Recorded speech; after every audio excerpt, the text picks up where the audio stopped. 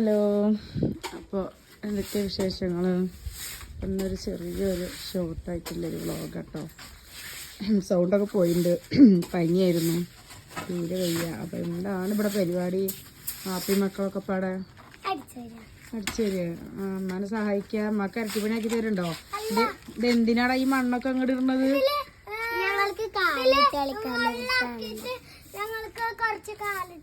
അതിൽ വെള്ളാക്കാനൊന്നും പറ്റൂല.